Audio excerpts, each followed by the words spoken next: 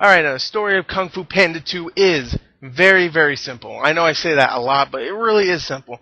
In the story of Kung Fu Panda 2, it starts off with Po, who is, of course, the Kung Fu Panda, and the Dragon Master, who, of course, teams up with the Furious Five once again to defeat a new villain in this film named Lord Shin, voiced by Gary Oldman, and he is here to threaten the existence of Kung Fu with his newfound technology, which can blow stuff up. You know, it's pretty much a canon.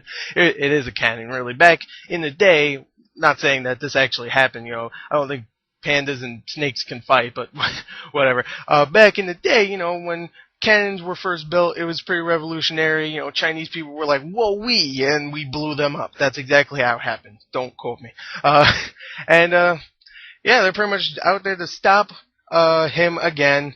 I mean, not him again. To stop evil once again with Kung Fu, and this time it gives more backstory to Po's past, where he came from, who his like family is, what happened really, and it's really cool. I really like the story of this film. It's a little bit like the first one. I would just say, you know, it's still, I like the whole backstory, even though I saw where the backstory was really going and stuff. I mean, if you don't, then come on. Anyway, I really like the story. I'm going to give the story a 8.5 out of 10. There you go. Anyway, let's go on with the acting.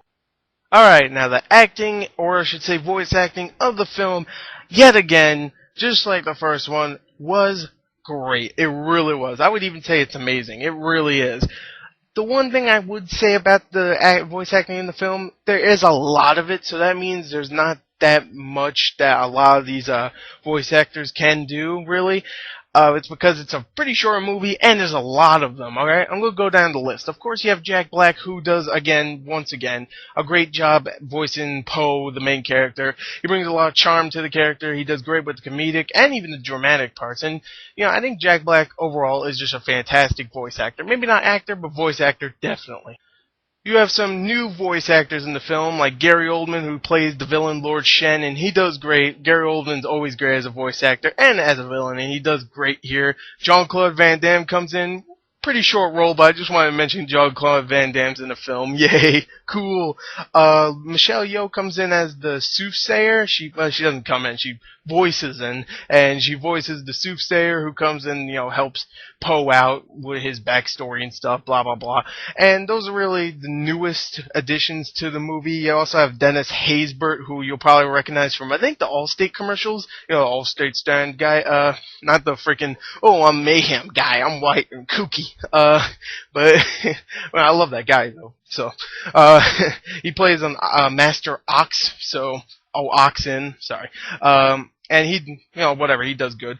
And of course, you have the Furious Five, voiced by Angelina Jolie, Seth Rogen, Lucy Liu, David Cross, and Jackie Chan, and they all do good. Go and look up who they play. I'm not going to say it again. But anyway, I'm just going to say right here, the voice acting overall is fantastic in this film. I went a little too long in this, so I'm just going to give it a 9 out of 10. Really good voice acting here. Let's go on to the animation and action of the film.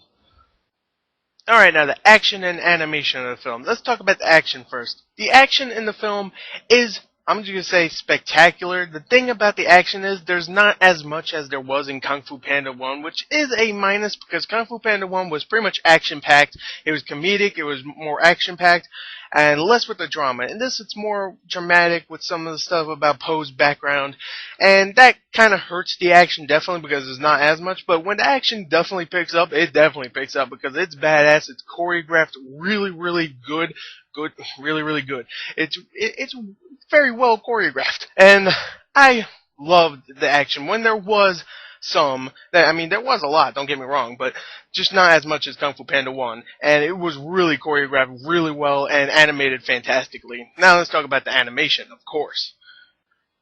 Now, the animation in the film was breathtaking. I'm just going to say right there, it really was amazing in this film. And it's not all just 3D animation. There's actually a lot of 2D animation in this, which also looked amazing, and it was really surprising to see so much used. I did hear that there was 2D animation, didn't hear that there was so much, and I was really happy to see that because I miss 2D animation that's really well done, like it was in this. And it wasn't like your traditional 2D animation that you see on Cartoon Network. It was more like Chinese-inspired kind of animation.